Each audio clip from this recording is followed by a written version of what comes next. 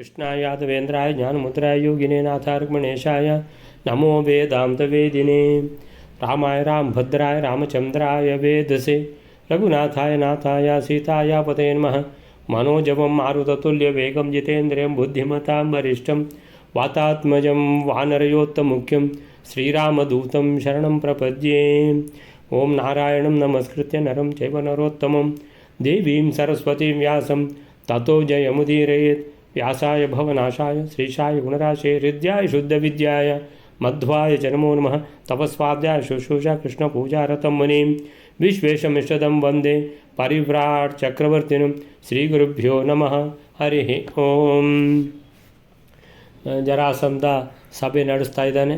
ಕೃಷ್ಣ ಬಂದರೆ ಏನು ಮಾಡೋದು, ಈಗ ರುಕ್ಮಿಣಿನ ಅಪಹರಿಸಿಕೊಂಡು ಹೋದರೆ ಏನು ಮಾಡೋದು, ಇಷ್ಟಾಗುವಾಗ ಸಾಲ್ವ ಹೇಳ್ತಾನೆ, ಏನಿಲ್ಲ ಯೋಚನೆ ಮಾಡಬೇಡ, ಕೃಷ್ಣನಂದು ಕತೆ ಮುಗಿದು ಅಂತ. ಏನಂತ ಹೇಳಿದ್ರೆ ಹೀಗೀಗೆ ಗರ್ಗಾಚಾರ್ಯರದ್ದು. ಸೊ ಆ ಮಗ ಹುಟ್ಟಿ ಆಯಿತು, ಅವನು ದೊಡ್ಡದಾಗಿ ಆಗಿದ್ದಾನೆ. ಅವನ ಹೆಸರೇ ಏನಂತ ಹೇಳಿದ್ರೆ ಕಾಲಯವನ ಅಂತ, ಪಟ್ಟಾಭಿಷೇಕ ಕೂಡ ಮಾಡಿ ಆಗಿದೆ. ಅವನಿಗೆ ರುದ್ರದೇವರ ವರ ಉಂಟು ಶ್ರೀಕೃಷ್ಣನನ್ನು ಕೊಲ್ಲಲಿಕ್ಕೆ. ಏನು ಯೋಚನೆ ಮಾಡೋದು ಬೇಡ ಅಂತ. ಆದರೂ ಬೇಸರ ಆಗ್ತದೆ ಅವನಿಗೆ. ಅಯ್ಯೋ, ನನ್ನ ಬಾಹುಬಲ ಇರುವಾಗ ಇನ್ನೊಬ್ಬರಿಗೆ ನಾನು ಕಾಲು ಹಿಡಿಯುವ ಪ್ರಸಂಗ ಬಂತಲ್ಲ ಅಂತ ಸಾಲ್ವ ಹೇಳ್ತಾನೆ, ಏನಿಲ್ಲ, ನಿನ್ನ ಶಿಷ್ಯನೇ ಅವ, ಶಿಷ್ಯನಿಂದ ಕೆಲಸ ಮಾಡಿಸಿದರೆ ಅದು ಏನು ಗುರುಗಳೇನು ತಲೆಬಿಸಿ ಮಾಡುವ ಅವಶ್ಯಕತೆ ಏನಿಲ್ಲ. ಸೊ ಆದ್ದರಿಂದ ಬಟ್ ಅವನಿಗೆ ಬಾಕಿ ರಕ್ಷಣೆ ಎಲ್ಲ ನಾವೇ ಕೊಡುತ್ತಾನೆ. ಸೊ ಕೃಷ್ಣನೊಟ್ಟಿಗೆ ಯುದ್ಧ ಮಾಡುವ ಕೃಷ್ಣನನ್ನು ಕೊಲ್ತಾನೆ, ಹೌದು, ಆದರೆ ಬಾಕಿದ್ದವರನ್ನು ಅವನನ್ನು ಆಕ್ರಮಣ ಮಾಡಿದರೆ ಅವನನ್ನು ರಕ್ಷಣೆ ಮಾಡೋದು ಯಾರು? ನಾವೇ ಅಲ್ವಾ. ಸೊ ಅದೆಲ್ಲ ಅಂದರೆ ಎಲ್ಲ ಕೀರ್ತಿವಿ ಜರಾಸಂಧನಿಗೆ ಹೋಗೋದು, ಅದೆಲ್ಲ ಯೋಚನೆ ಮಾಡಬೇಡ ಅಂತ ಹೇಳ್ಕೊಂಡು ಹೋಗ್ತಾನೆ ಕಾಲಯವನ ಹತ್ರ. ಕಾಲಯವನ ಹೊರಟು ಬಿಡ್ತಾನೆ. ಮೂರು ಕೋಟಿ ಮ್ಲೇಚ್ಛರನ್ನು ಕರ್ಕೊಂಡು ಸೈನ್ಯ, ಬೃಹತ್ ಸೈನ್ಯ, ಅಕ್ಷೋಹಿಣಿ ಸೈನ್ಯವನ್ನು ಕಟ್ಟಿಕೊಂಡು ಹೊರಡ್ತಾನೆ ಕೃಷ್ಣನೊಟ್ಟಿಗೆ ಯುದ್ಧ ಮಾಡಲಿಕ್ಕೆ. ಇಲ್ಲಿ ಕೃಷ್ಣ ಹೇಳ್ತಾನೆ ಬಲರಾಮನ ಮತ್ತು ಗರುಡರ ಹತ್ರ, ನೋಡಿ ಈಗ ಅವನು ಬರ್ತಾನೆ, ಯಾರು ಕಾಲಯವನ, ಅವನದು ದೊಡ್ಡ ಸೈನ್ಯ ಹಿಡ್ಕೊಂಡು ಬರ್ತಾನಲ್ಲ, ಅವನು ಬಂದರೆ ಅವನ ಜೊತೆಗೆ ಒಬ್ಬನೇ ಬರುವುದಿಲ್ಲ, ಜರಾಸಂಧ ಕೂಡ ಬರ್ತಾನೆ ನೋಡಿ ಅಂತ. ಜರಾಸಂಧ ಅವನ ಸೈನ್ಯ ಹಿಡ್ಕೊಂಡು ಬರ್ತಾನೆ.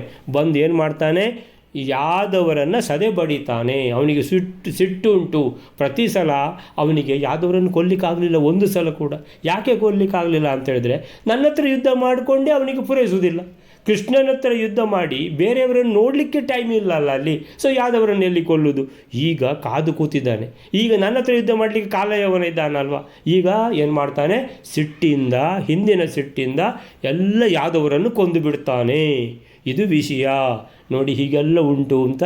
ಯಾವುದೇ ಯುದ್ಧ ಏನೆಲ್ಲ ಇದ್ದರೆ ಬಹಳ ಸಮಯದ ಸಿದ್ಧತೆಗಳು ಬೇಕಾಗ್ತದೆ ಅದಕ್ಕೆ ಅಂತ ಹೇಳ್ಕೊಂಡು ಅದನ್ನು ಲೋಕಶಿಕ್ಷಣಕ್ಕಾಗಿ ಕೃಷ್ಣ ಹೇಳ್ತಾ ಇದ್ದಾನೆ. ಸರ್ವಜ್ಞನಾದರೂ ಅಜನಾದರೂ ಕೂಡ ಯಾಕೆ ಇದನ್ನು ಈ ಮಾತೆಲ್ಲ ಹೇಳ್ತಾ ಇದ್ದಾನೆ ಅಂತ ಹೇಳಿದರೆ, ಇದು ಎಲ್ಲ ಯಾವುದೇ ಸಿದ್ಧತೆ ಇಲ್ಲದೆ ಯಾವ ಕೆಲಸವೂ ಆಗೋದಿಲ್ಲ.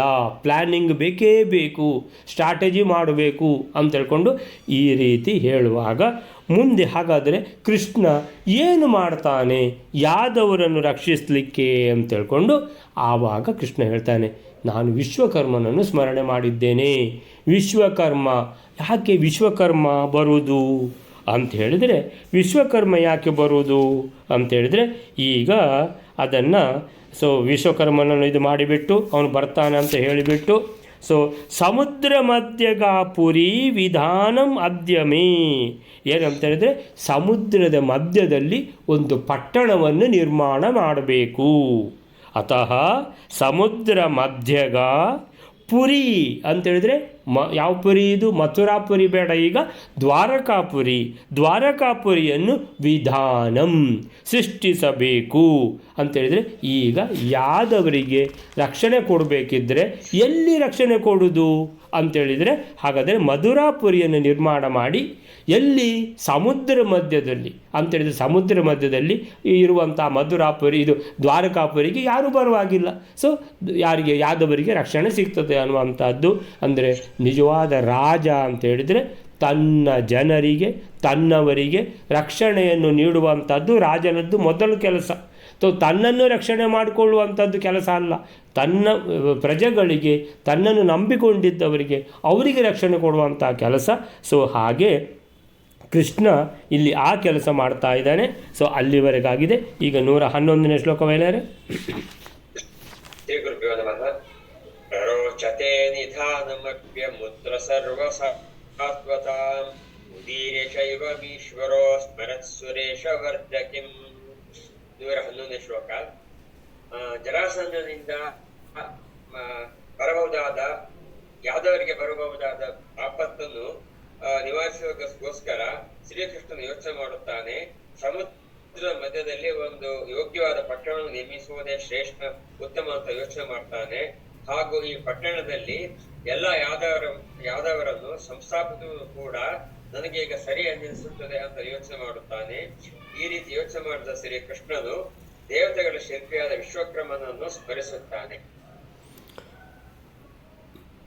ಪ್ರರೋಚತೆ ನಿಧಾನಮಪ್ಯಮುತ್ರ ಸರ್ವಸಾತ್ವತಾಂ ಉದೀರ್ಯ ಚೈವಮೀಶ್ವರೋ ಸ್ಮರತ್ ಸುರೇಶವರ್ಧಕಿಂ. ಪ್ರರೋಚತೆ ನಿಧಾನಂ ಅಪಿ ಅಮುತ್ರ ಸರ್ವಸಾತ್ವತಾಂ ಉದೀರ್ಯ ಚ ಏವಂ ಈಶ್ವರಃ ಅಸ್ಮರತ್ ಸುರೇಶವರ್ಧಕಿಂ. ಈಶ್ವರಃ ಅಸ್ಮರತ್, ಸ್ಮರಣೆ ಮಾಡಿದ ಅಂದರೆ ಶ್ರೀಕೃಷ್ಣ ಸ್ಮರಣೆ ಮಾಡಿದ ಅಂತ ಹೇಳಿದ್ದಲ್ಲ. ಮತ್ತು ಇಲ್ಲಿ ಈಶ್ವರ ಅಂತ ಬಂತಲ್ಲ ಅಂತ ಹೇಳಿದರೆ, ಈಶ್ವರ ಅಂತ ಹೇಳಿ ಪರಮೇಶ್ವರ ಅಂತ ಹೇಳಿ ಎಲ್ಲ ಭಗವಂತನ ಹೆಸರು. ಈಶ್ವರ ಅಂದರೆ ಒಡೆಯ ಅಂತ, ಪರಮೇಶ್ವರ ಅಂದರೆ ದೇವರ ದೇವ ಅಂತ, ಎಲ್ಲ ಕೃಷ್ಣನಿಗೆ ಇರುವಂಥ ಹೆಸರುಗಳು. ಸೊ ಭಗವಂತನಿಗಿರುವಂಥ ಹೆಸರು ಈಶ್ವರ ಅಂತ ಹೇಳಿದರೆ ಉಮಾಪತಿ ರುದ್ರದೇವರಲ್ಲ.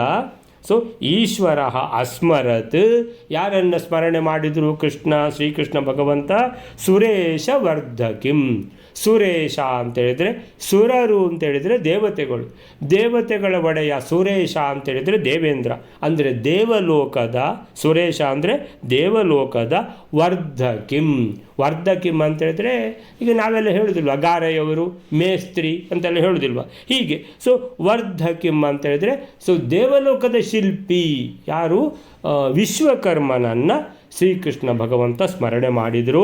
ಏನಂತ, ಯಾಕೆ ಅಂತ ಸ್ಮರಣೆ ಮಾಡಿದರು ಅಂತ ಹೇಳಿದರೆ, ಪ್ರರೋಚತೆ ನಿಧಾನಂ ಅಪಿ ಅಮುತ್ರ ಸರ್ವಸಾತ್ವತಾಂ. ಸರ್ವಸಾತ್ವತಾಂ, ಸಾತ್ವತಾಂಪತಿ ಅಂತ ಹೆಸರು ಕೃಷ್ಣನಿಗೆ. ಸಾತ್ವತಾಂಪತಿ ಅಂತೇಳಿದರೆ ಯಾದವರಿಗೆ ಒಡೆಯ ಅಂತ. ಸೊ ಸರ್ವಸಾತ್ವತಾಂ ಅಂತೇಳಿದರೆ ಎಲ್ಲ ಯಾದವರನ್ನು, ವೃಷ್ಣಿ ಅಂತೇಳಿದರು ಯಾದವರದ್ದೇ ಒಂದು ಕುಲ, ಅದು ವೃಷ್ಣಿ. ಸೊ ಅವನಿಗೆ ಆ ಹೆಸರು ಕೂಡ ಉಂಟು. ಆಮೇಲಿಂದ ಸಾತ್ವತಾಂಪತಿ ಅಂತ ಹೆಸರು ಉಂಟು. ಸೊ ಯದುನಾಂಪತಿ ಅಂತಲೂ ಹೆಸರು ಉಂಟು. ಎಲ್ಲ ಒಂದೇ ಅರ್ಥ. ಸೊ ಸರ್ವಸಾತ್ವತಾಂ ಅಂದರೆ ಎಲ್ಲ ಯಾದವರನ್ನು, ಅಮುತ್ರ ಅಂತ ಹೇಳಿದರೆ ಅಲ್ಲಿ ಅಂದರೆ ಇಲ್ಲಿ ಸಮುದ್ರ ಮಧ್ಯದಲ್ಲಿ ಒಂದು ಪಟ್ಟಣವನ್ನು ನಿರ್ಮಿಸಿ ಆ ಪಟ್ಟಣದಲ್ಲಿ ಅಮುತ್ರ ಪ್ರರೋಚತೆ ನಿಧಾನಂ ಅಪಿ. ನಿಧಾನಂ ಅಂತೇಳಿದರೆ ಎಲ್ಲ ಅಲ್ಲಿ ವಾಸಿಸುವಂತೆ ಮಾಡುವಂಥದ್ದು. ನಿಧಾನಂ ಅಂದರೆ ಇಡುವುದು ಅಂತ. ಸೊ ಯಾದವರನ್ನೆಲ್ಲ ಅಲ್ಲಿ ಇಡುವುದು ಅಂತ ಹೇಳಿದ್ರೆ ಏನರ್ಥ? ಯಾದವರನ್ನೆಲ್ಲ ಅಲ್ಲಿಗೆ ಕಳಿಸುವ, ಅವರು ಅಲ್ಲಿ ಇರಲಿ ಅಂದರೆ ರಕ್ಷಿತವಾಗಿ ಅಂದರೆ ಸುರಕ್ಷಿತವಾಗಿ ಇರಲಿ. ಇಲ್ಲಿ ಇದ್ದರೆ ಜರಾಸಂಧನಿಂದ ಅದು ಭಯ ತಪ್ಪಿದ್ದೇ ಅಲ್ಲ ಯಾದವರಿಗೆ ಅಂತೇಳಿದರೆ, ತನ್ನವರಿಗೆ ಪೂರ್ತಿ ರಕ್ಷಣೆ ಕೊಡಬೇಕಂತ ಶ್ರೀಕೃಷ್ಣ ಭಗವಂತ ಏನು ಮಾಡಿದ? ಸರ್ವಸಾತ್ವತಾಂ, ಎಲ್ಲ ಯಾದವರನ್ನು, ಅಮುತ್ರ ಅಂದರೆ ಆ ನೂತನವಾಗಿ ನಿರ್ಮಿಸಲಿರುವ ಕೃಷ್ಣ ಈಗ ಯೋಚನೆ ಮಾಡಿದಷ್ಟೇ. ಏನಂತ? ಒಂದು ಸಮುದ್ರ ಮಧ್ಯದಲ್ಲಿ ಒಂದು ನಗರಿಯನ್ನು ನಿರ್ಮಾಣ ಮಾಡುವ ಅಂತ. ಆ ನಗರಿಯಲ್ಲಿ ಅಮುತ್ರ ಸರ್ವಸಾತ್ವತಾಂ ಎಲ್ಲ ಯಾದವರನ್ನು ನಿಧಾನಂ ಎಲ್ಲ ಅಲ್ಲಿ ಇಡುವ ಅಂದರೆ ಅಲ್ಲಿಗೆ ಹೋಗಲಿ, ಅಲ್ಲಿಗೆ ಕಳುಹಿಸುವ. ಪ್ರರೋಚತೆ ಅಂತೇಳಿದರೆ ಈ ಏನು ಒಂದು ಉಪಾಯ ಏನಿದೆ ಇದು ರೋಚತೆ ಅಂತೇಳಿದರೆ ಇದು ಹೊಳಿತದೆ ಅಂತ. ಈ ಉಪಾಯ ಹೊಳಿತದೆ ಅಂತ ಅರ್ಥ ಎಂಥದ್ದು ಅಂದರೆ ನೀನು ಭಯಂಕರ ಹುಷಾರು ಮಾರ್ಯ, ನಿನ್ನ ಉಪಾಯ ಭಯಂಕರ ಭಾರಿ ಒಳ್ಳೆ ವರ್ಕ್ ಆಯಿತು ಅಂತೇಳಿದ್ರೆ ಅರ್ಥ ಎಂಥದ್ದು? ರೋಚತೆ ಅಂತೇಳಿದರೆ ಪ್ರಕಾಶಿತವಾಗ್ತದೆ, ಶೈನ್ ಆಗ್ತಾ ಇದೆ, ಇದು ಬೆಸ್ಟ್ ಉಪಾಯ ಅಂತ. ಪ್ರರೋಚತೆ ಅತ್ಯಂತ ಉಚಿತವಾದದ್ದು. ರೋಚತೆ ಅಂದರೆ ಫಳಫಳ ಹೊಳೆಯುವುದು, ರೋಚತೆ. ಸೊ ಪ್ರರೋಚತೆ ಅಂತೇಳಿದರೆ ಇದು ಬಹಳ ಒಳ್ಳೆಯ ಉಪಾಯ. ಯಾಕೆ? ಯಾದವರನ್ನು ರಕ್ಷಿಸಲಿಕ್ಕೆ. ಉದೀರ್ಯ ಚ ಏವಂ ಅಂದರೆ ಹೀಗೆ, ಉದೀರ್ಯ ಹೇಳಿಬಿಟ್ಟು ಚ ಆಮೇಲೆ ಏನು ಮಾಡಿದ? ಈಶ್ವರ ಭಗವಂತನು ಅಸ್ಮರತ್ ಸ್ಮರಿಸಿದ. ಹಾಗಾದರೆ ಸಮುದ್ರ ಮಧ್ಯದಲ್ಲಿ ಒಂದು ಪಟ್ಟಣವನ್ನು ಕಟ್ಟಬೇಕಂತೇಳಿದರೆ ಈ ಪಟ್ಟಣ ಕಟ್ಟಲಿಕ್ಕೆ ಯಾರು ಮೇಸ್ತ್ರಿ ಅಂತೇಳಿದರೆ ದೇವಲೋಕದಿಂದಲೇ ಬರಲಿ ಅಂತ. ಸೊ ದೇವಲೋಕದಿಂದೇ ಬರಲಿ ಅಂತ ಹೇಳಿದ್ರೆ ದೇವಲೋಕದ ವಿಶ್ವಕರ್ಮ ಮಹಾನ್ ಶಿಲ್ಪಿ. ಸೊ ಆ ಶಿಲ್ಪಿ ಸುರೇಶ ವರ್ಧಕಿಂ. ಸುರೇಶ ವರ್ಧಕಿಂ ಅಂದರೆ ದೇವತೆಗಳ ಶಿಲ್ಪಿಯಾದ ಯಾರು ವಿಶ್ವಕರ್ಮನನ್ನು ಸ್ಮರಣೆ ಮಾಡಿದ ಕೃಷ್ಣ ಭಗವಂತ. 111ನೇ ಶ್ಲೋಕಕ್ಕೆ ಏನು ಹೇಳ್ತಾರೆ ಇಲ್ಲಿ ಪ್ರಭಂಜನಾಚಾರ್ಯ ಅಂತ ಹೇಳಿದ್ರೆ, ಬಳಿಕ ಎಲ್ಲ ಯಾದವರನ್ನು ಸರ್ವಸಾತ್ವತಾಂ ಸಹ ಅಲ್ಲಿ ಅಮೂತ್ರ ನೆಲೆಸುವಂತೆ ಮಾಡುವುದು ನಿಧಾನಂ. ನಿಧಾನಂ ಅಂತ ಹೇಳಿದರೆ ಕನ್ನಡದ ನಿಧಾನ ಅಲ್ಲ, ನಿಧಾನಂ ಅಂದರೆ ಇಡುವುದು ಅಂತ. ಏನು ಇಡುವುದು? ಎಲ್ಲ ಯಾದವರನ್ನು ಆ ಪಟ್ಟಣದಲ್ಲಿ ಇಡುವುದು. ಆ ಪಟ್ಟಣದಲ್ಲಿ ಇಡುವುದು ಅಂತ ಹೇಳಿದರೆ ಆ ಪಟ್ಟಣದಲ್ಲಿ ನೆಲೆಸುವಂತೆ ಮಾಡುವುದು ಪ್ರರೋಚತೆ. ಇದೇ ಒಳ್ಳೆಯ ಉಪಾಯ, ಉಚಿತ ಎಂತ ತೋರ್ತದೆ ಅಂತ ಹೇಳಿ, ಉದೀರ್ಯ ಅಂದರೆ ಹಾಗೆ ಹೇಳಿ, ಸರ್ವಸಮರ್ಥನಾದ ಶ್ರೀಕೃಷ್ಣನು ಈಶ್ವರ ಒಡೆಯ ಅಂತೇಳಿದರೆ ಸರ್ವಶಕ್ತನಾದ ಭಗವಂತ. ಈಶ್ವರ ಅಂದರೆ ಸರ್ವಶಕ್ತನಾದ ಭಗವಂತ. ಅಸ್ಮರತ್ ಸ್ಮರಣೆ ಮಾಡಿದ ಯಾರನ್ನ ಅಂತ ಹೇಳಿದರೆ ಸುರೇಶ ವರ್ಧಕಿಂ, ದೇವಶಿಲ್ಪಿ, ದೇವಲೋಕದ ಶಿಲ್ಪಿ ಯಾರವನು? ವಿಶ್ವಕರ್ಮನನ್ನು ಸ್ಮರಣೆ ಮಾಡಿದ. ಅಲ್ಲಿಗೆ 111ನೇ ಶ್ಲೋಕ ಮುಗೀತು. 112ನೇ ಶ್ಲೋಕ ಬೇರೆ 12ನೇ ಶ್ಲೋಕ. ಸಭೌವನಃ ಸಮಾಗತ ಕುಶಸ್ಥಲೀಂ ವಿನಿರ್ಮಮೆ ನಿರಂಬುಕೇತು ಸಾಗರೇ ಜನಾರ್ದನಾಜ್ಞಯ ಕೃತೆ. 112ನೇ ಶ್ಲೋಕ. ಭುವನಾಟ್ಯ ವರ್ಧಕಿಯ ಮಗನಾದ ಆ ವಿಶ್ವಕರ್ಮನು ಶ್ರೀಕೃಷ್ಣನು ಸ್ಮರಿಸಿದ ಕೂಡಲೇ ಅಲ್ಲಿಗೆ ಬರುತ್ತಾನೆ. ಶ್ರೀಕೃಷ್ಣನ ಆಜ್ಞೆಯಿಂದ ಸಮುದ್ರದಿಂದ ಎಲ್ಲಾ ನೀರನ್ನು ಬತ್ತಿಸುತ್ತಾನೆ ಹಾಗೂ ಆ ಸ್ಥಳದಲ್ಲಿ ದ್ವಾರಕಾ ಪಟ್ಟಣವನ್ನು ನಿರ್ಮಾಣ ಮಾಡುತ್ತಾನೆ. ಸಭೌವನಃ ಸಮಾಗತಃ ಕುಶಸ್ಥಲೀಂ ವಿನಿರ್ಮಮೆ ನಿರಂಬುಕೆ ತು ಸಾಗರೇ ಜನಾರ್ದನಾಜ್ಞಯಾ ಕೃತೆ. ಹೌದು, ಸಾಗರದ ಮಧ್ಯದಲ್ಲಿ ಒಂದು ಪಟ್ಟಣದ ನಿರ್ಮಾಣ ಆಗಬೇಕು ಅಂತ ಹೇಳ್ಕೊಂಡು ಯೋಚನೆ ಭಗವಂತ ಮಾಡಿದ. ಭಗವಂತ ಯೋಚನೆ ಮಾಡಿದರೆ ಯಾವ ಕೆಲಸವೂ ತನ್ನಿಂತಾನೇ ಆಗ್ತಾ ಹೋಗ್ತದೆ. ಭಗವಂತನಿಗೆ ಅಷ್ಟೇ ಕೆಲಸ, ಜಸ್ಟ್ ಒಂದು ಯೋಚನೆ ಮಾಡಿದರೆ ಆಯಿತು. ಇಚ್ಛಾ ಮಾತ್ರೇಣ, ಸಂಕಲ್ಪ ಮಾತ್ರೇಣ. ಭಗವಂತ ಇಚ್ಛೆ ಒಂದು ಪ್ರಕಟಿಸಿದರೆ ಸಾಕು, ಇಡೀ ಸೃಷ್ಟಿ ಆಗ್ತಾ ಹೋಗ್ತದೆ. ಅದೇ ಥರ ಈಗ ಇಲ್ಲಿ ಏನು ಸೃಷ್ಟಿ ಆಗಬೇಕಂದ್ರೆ ಸಮುದ್ರ ಮಧ್ಯದಲ್ಲಿ ಒಂದು ಪಟ್ಟಣ ನಿರ್ಮಾಣ ಆಗಬೇಕು. ಆ ಪಟ್ಟಣಕ್ಕೆ ಎಲ್ಲ ಯಾದವರನ್ನು ಕಳಿಸಬೇಕು. ಆವಾಗ ಜರಾಸಂಧನ ಏನು ಉಪದ್ರವ ಇದೆ ಅದು ಒಂದು ರಕ್ಷಣೆ ಕೊಟ್ಟಾಗ ಆಯಿತು ಯಾದವರಿಗೆ ಅಂತ. ಸಭೌವನಃ ಭಗವಂತ ಸ್ಮರಣೆ ಮಾಡಿದ ಯಾರನ್ನ? ಭೌವನಃ, ಭುವನ ಶಿಲ್ಪಿಯ ಮಗ ಭೌವನ. ಯಾರ ಹೆಸರು? ವಿಶ್ವಕರ್ಮ. ಸಭೌವನಃ ಸಮಾಗತಃ, ಬಂದೇ ಬಿಟ್ಟ. ಭಗವಂತ ಸ್ಮರಣೆ ಮಾಡಿದರೆ ಬಾರದೇ ಇರುವಂಥ ಪ್ರಸಂಗವೇ ಇಲ್ಲ. ಬಂದಾಯಿತು ವಿಶ್ವಕರ್ಮ, ಪ್ರಭು ಏನಾಗಬೇಕು ನನ್ನಿಂದ ಅಂತ. ಕುಶಸ್ಥಲೀಂ ವಿನಿರ್ಮಮೆ. ಕುಶಸ್ಥಲಿ ಅಂದರೆ ದ್ವಾರಕಾ ಪಟ್ಟಣದ ಹೆಸರು. ಕುಶಸ್ಥಳಿ, ಕುಶ ಅಂತೇಳಿದರೆ ದರ್ಬೆ ಅಂತ. ಸೊ ದರ್ಬೆ ಸಿಗ್ತದೆ ಅಂತ ಅಲ್ಲ. ಸೊ ಕುಶಸ್ಥಳಿ ಅಂತ ಹೆಸರು ಯಾವುದಕ್ಕೆ? ದ್ವಾರಕೆಗೆ. ಸೊ ದ್ವಾರಕಾ ಪಟ್ಟಣ ಕುಶಸ್ಥಲೀಂ ವಿನಿರ್ಮಮೆ, ನಿರ್ಮಾಣ. ನಿರ್ಮಾಣ ಅಂತ ಬಂದದ್ದು ಕನ್ನಡ ಶಬ್ದ ಅಲ್ಲ, ಅದು ಸಂಸ್ಕೃತ ಶಬ್ದ. ಸೊ ನಿರ್ಮಾಣ, ವಿನಿರ್ಮಮೆ, ನಿರ್ಮಾಣ, ನಿರ್ಮಮೆ ಅಂದರೆ ಕುಶಸ್ಥಳಿ ಪಟ್ಟಣವನ್ನು, ದ್ವಾರಕಾಪುರಿಯನ್ನು ನಿರ್ಮಾಣ ಮಾಡಬೇಕು. ಹಾಗಾದರೆ ಸಮುದ್ರದಲ್ಲಿ ಹೇಗೆ? ನಂದು ಮೇಸ್ತ್ರಿ, ನನ್ನ ಕೆಲಸ ಮೇಸ್ತ್ರಿ ಕಟ್ಟುವುದು ಮಾತ್ರ. ಅಂದರೆ ಇದು ಈಗ ನೀರು ಉಂಟಲ್ಲ, ಎಂತ ಮಾಡೋದು ಕೇಳಿದರೆ, ನಿರಂಬುಕೇತು ಸಾಗರೇ ಜನಾರ್ದನಾಜ್ಞೆಯಾ ಕೃತೆ. ಹೌದಾ, ಯಾವುದು ನೀರಿದೆಯಲ್ಲ, ಸರಿ ಅದನ್ನು ನಾನು ಇದು ಮಾಡಿಕೊಡ್ತೇನಂತ. ಸೊ ಜನಾರ್ದನ ಆಜ್ಞೆಯ, ಭಗವಂತನ ಆಜ್ಞೆಯ ಮೇರೆಗೆ ಸಾಗರೇ ಅಂದರೆ ಸಮುದ್ರದ ಅಧಿಪತಿಯನ್ನು ಕರೆದ ಭಗವಂತ. ಸೊ ನೀರನ್ನು ಖಾಲಿ ಮಾಡು ಮಾರಾಯ ಅಂತ. ಏನು ಕೆಲಸ ಅಂತ ಹೇಳಿದರೆ ಅಲ್ಲಿ ದ್ವಾರಕಾ ಪಟ್ಟಣವನ್ನು ಕಟ್ಟಬೇಕು ಮಧ್ಯದಲ್ಲಿ ಅಂತ. ಆಯಿತು ಪ್ರಭು ಅಂತ. ಸೊ ಸಾಗರೇ ನಿರಂಬುಕೆ, ಅಂಬು ಅಂತ ಹೇಳಿದರೆ ನೀರು. ನಿರಂಬುಕೆ ಅಂದರೆ ನೀರಿಲ್ಲದಾಗೆ ಆಯಿತು.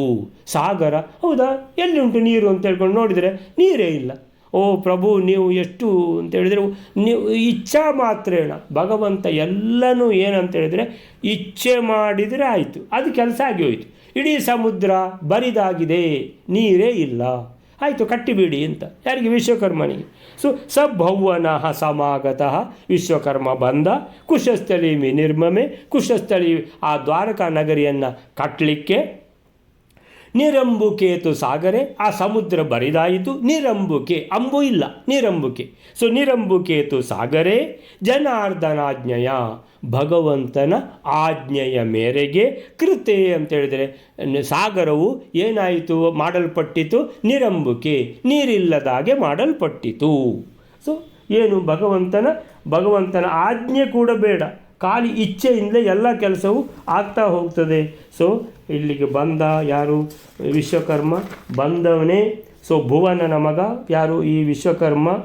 ಬಂದು ಅಲ್ಲಿಗೆ ಆಗಮಿಸಿದ ವಿಶ್ವಕರ್ಮ ಶ್ರೀಕೃಷ್ಣನ ಆಜ್ಞೆಯಂತೆ ಸಮುದ್ರವು ನೀರಿಲ್ಲದಂತಾಗಿ ಮಾಡಲ್ಪಡಲು, ನಿರಂಬುಕೇತು ಸಾಗರೆ ಕೃತೆ ಅಂದರೆ ಆ ರೀತಿ ಮಾಡಲ್ಪಡಲು ದ್ವಾರಕೆಯನ್ನು ನಿರ್ಮಿಸಿದ. ಕುಶಸ್ಥಲೀಂ ವಿನಿರ್ಮಮೆ, ನಿರ್ಮಾಣ ಮಾಡಿದ. ಭುವನ ಎಂಬವನ ಪುತ್ರನಾದ್ದರಿಂದ ವಿಶ್ವಕರ್ಮನಿಗೆ ಭೌವನ ಎಂಬ ಹೆಸರು ಕೂಡ ಇತ್ತು. ಇದು ಆಮೇಲಿಂದ ಕೃಷ್ಣನ ಆದೇಶದಂತೆ ಸಮುದ್ರ ಮಧ್ಯದಲ್ಲಿ ದ್ವೀಪವೊಂದು ಮೇಲೆದ್ದಿತು. ಸಮುದ್ರದ ಮಧ್ಯದಲ್ಲಿ ದ್ವಾರಕಾಪುರಿ ಅನ್ನುವಂಥ ದ್ವೀಪವು ಮೇಲೆದ್ದಿತು. ಯಾರು ಕಟ್ಟಿದ್ದು ಅಂದರೆ ವಿಶ್ವಕರ್ಮ. ಹೀಗೆ ಅಂತೇಳಿದರೆ ಜನಾರ್ದನ ಅಂತ ಹೆಸರು ಏನು, ಅದರ ಅರ್ಥ ಒಂದು ನಾವು ನೋಡಿದ್ದೇವೆ ಮೊದಲೇ.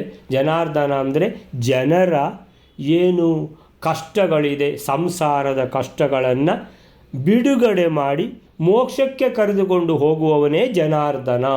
ಜನರ ಸಮಸ್ಯೆಗಳನ್ನು, ಈ ಸಂಸಾರದಲ್ಲಿರುವಂತಹ ಆ ದುಃಖಗಳನ್ನು ಅರ್ಧನ ಅಂತೇಳಿದರೆ ಅಲ್ಲಿಂದ ಬಿಡುಗಡೆ ಮಾಡೋದು. ಆ ಸಮಸ್ಯೆಗಳಿಗೆ ಪರಿಹಾರ ಏನಂತ ಹೇಳಿದರೆ ಇಲ್ಲಿಂದ ಹೊರಡುವುದೇ ಪರಿಹಾರ ಇಲ್ಲಿಂದ ಹೊರಡುದು ಅಂತ ಹೇಳಿದರೆ ಮೋಕ್ಷಕ್ಕೆ ಕರ್ಕೊಂಡು ಹೋಗುವಂಥ ಆ ಭಗವಂತನಿಗೆ ಜನಾರ್ದನ ಅಂತ ಹೆಸರು. ಇಲ್ಲಿ ಯಾದವರಿಗೆ ಕಷ್ಟ ಬರ್ತದೆ ಅಂತ ಗೊತ್ತಾಗಿದೆ.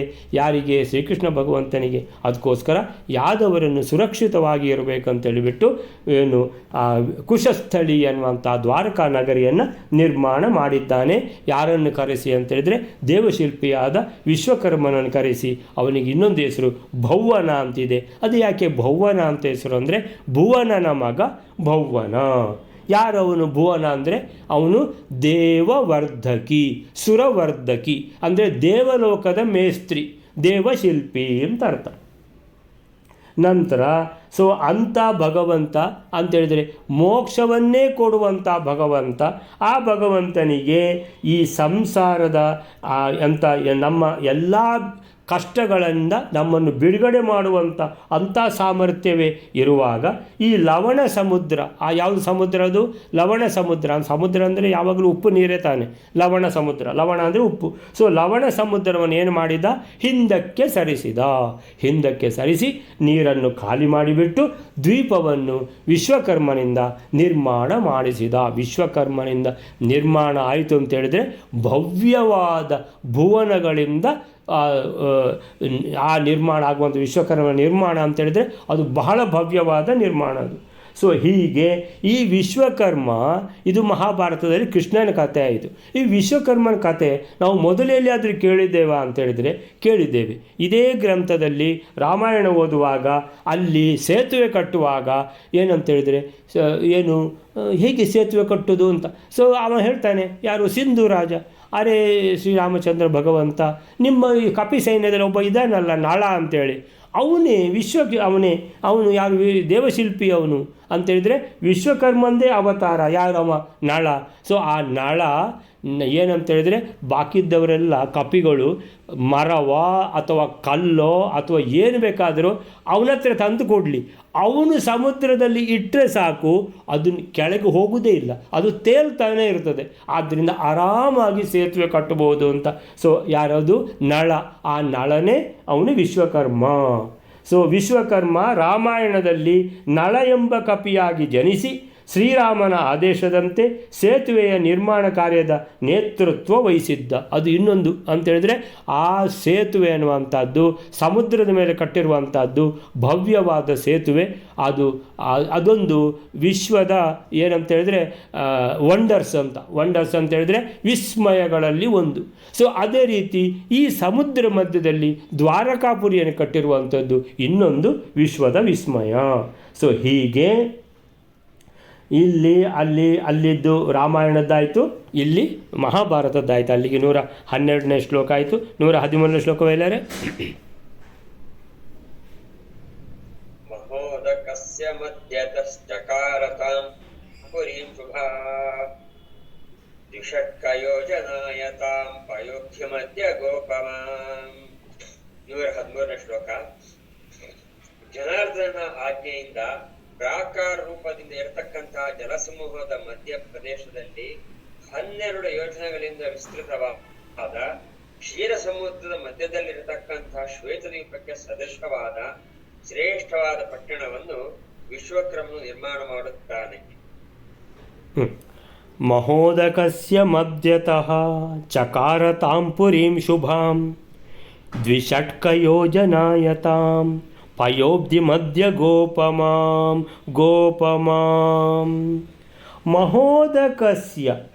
ಮಹೋದಕ ಅಂತೇಳಿದ್ರೆ ಸಮುದ್ರ ನೋಡುವಾಗ ಎಷ್ಟು ನೀರು ಅಂತ ಹೇಳಿದರೆ ಎಲ್ಲಿಂದ ಅರೆ ಸಮುದ್ರ ಎಷ್ಟು ಉಂಟು ಅಂತ ಹೇಳಿದರೆ ಸಮುದ್ರಕ್ಕೆ ಒಂದು ಮಿತಿಯೇ ಕಾಣುವುದಿಲ್ಲ. ಎಲ್ಲಿವರೆಗೂ ಉಂಟಂದರೆ ಉದ್ದಕ್ಕೂ ಉಂಟು ಸಮುದ್ರ. ಅದು ನಮ್ಮ ಕಣ್ಣು ಸಾಕಾಗೋದಿಲ್ಲ ಅಂತ ಸಮುದ್ರ ನೋಡಲಿಕ್ಕೆ. ಅಂದರೆ ಅಲ್ಲಿ ತುದಿವರೆಗೆ ನೋಡಿ ಆಯಿತು, ಇನ್ನೂ ಸಮುದ್ರ ಹೋಗಿದೆ ಅಂತ. ಸೊ ಹಾಗೆ ಮಹೋದಕ ಅಂತ ಹೇಳಿದರೆ ಸಮುದ್ರದಲ್ಲಿ ಎಷ್ಟು ನೀರಿದೆ ಅಂತ ಗೊತ್ತೇ ಇಲ್ಲ. ಉದಕ ಅಂದರೆ ನೀರು, ಮಹಾ ಉದಕ ಅಂತ ಹೇಳಿದರೆ ಅಗಾಧವಾದ ಸಮುದ್ರ. ಎಷ್ಟು ಆಳ ಇದೆ ಅಂತ ಗೊತ್ತಿಲ್ಲ, ಎಷ್ಟು ವಿಸ್ತಾರ ಇದೆ ಅಂತ ಗೊತ್ತಿಲ್ಲ. ಆ ರೀತಿ ಮಹೋದಕಸ್ಯ ಮಧ್ಯ, ಅಂತಹ ಅಗಾಧವಾದ ವಿಶಾಲವಾದ ಆ ಸಾಗರದ ಮಧ್ಯೆ ಮಹಾ ಉದಕ ಅಂತೇಳಿದರೆ ಮಹಾ ನೀರು ಅಂತ. ಸೊ ಅಂತಹ ಸಮುದ್ರದ ಮಧ್ಯೆ ಚಕಾರ ಮಾಡಿದ. ಹೇಗೆ?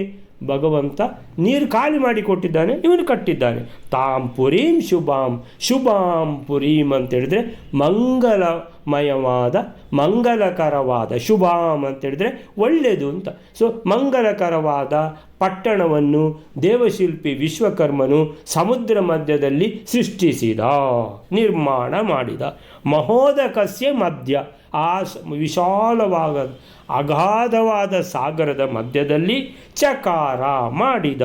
ತಾಂ ಪುರೀಂ ಶುಭಾಂ, ಅಂತಹ ಏನು ದ್ವಾರಕಾಪುರಿಯನ್ನು ಕುಶಸ್ಥಳಿ ನಗರವನ್ನು ಸೃಷ್ಟಿ ಮಾಡಿದ ಅಂತೇಳಿದರೆ ಏನದು?